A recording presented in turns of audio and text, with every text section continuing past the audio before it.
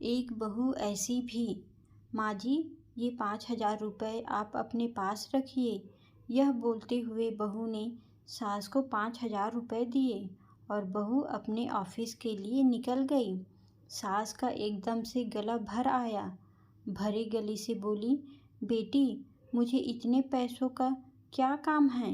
माँ जी, 1 महीना हुआ है हमें इस नए घर में आए। मैं रोज देख रही हूँ आपको कितनी चीज़ों के लिए पैसे लगते हैं। आप सब्जी लेती हो, फल लेती हो, काम वाली भी कभी आपको पैसे मांगती है। आप रोज सामने वाले गार्डन में घूमने जाती हो। आपका कुछ खाने का मन हुआ या कुछ खरीदने का मन हुआ तो आप ये 5,000 रुपये अपने पास रखिए।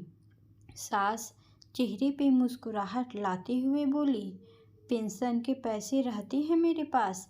इस पर बहू बोली, माँ जी, आप गार्डन में जाती हैं, वहाँ आप फ्रेंड्स बनाएं।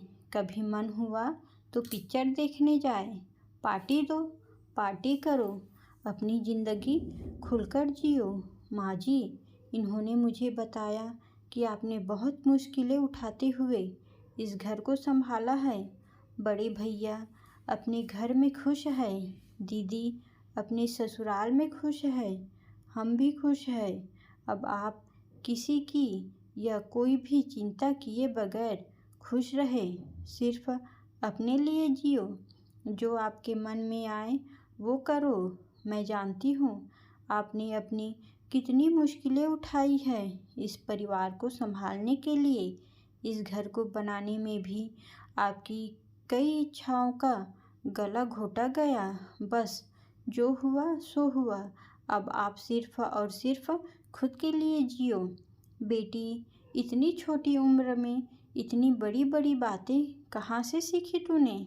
माँ जी, अब मैं 12 साल थी तब एक दिन मेरी दादी बुआ के यहाँ जा रही थी। मेरी माँ ने दादी को 500 उनके हाथ पर रखे और बोली, वह बच्चों को बाहर ले जाना, नानी की तरफ से कुछ खाने पीने पे खर्चा करना, खिलौने लेकर देना।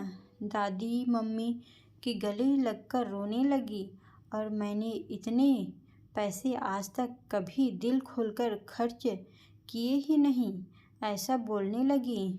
तब से मम्मी और दादी का व्यवहार आपस में अच्छी सहेलियों जैसा था। माँ जी, मुझे ये भी पता लगा है कि इस परिवार को संभालने के लिए आपको अपनी जॉब भी छोड़नी पड़ी। कितना बुरा लगा होगा आपको, कितनी इच्छाओं महत्वाकांक्षाओं का दम घोटना पड़ा होगा। इसके बाद हर छोटी बड़ी बात के लिए आपको पति के सामने हाथ फैलाना पड़ा होगा। तब पति भी उपकार किए जैसे पैसे दिए करते थे। माँ जी, आज से आप आपकी पेंशन को खर्च ना करें। पेंशन के पैसे अपने पास ही रहने दीजिएगा। अगर मुझे कभी आवश्यकता लगी तो मैं आपसे ही मांगूंगी।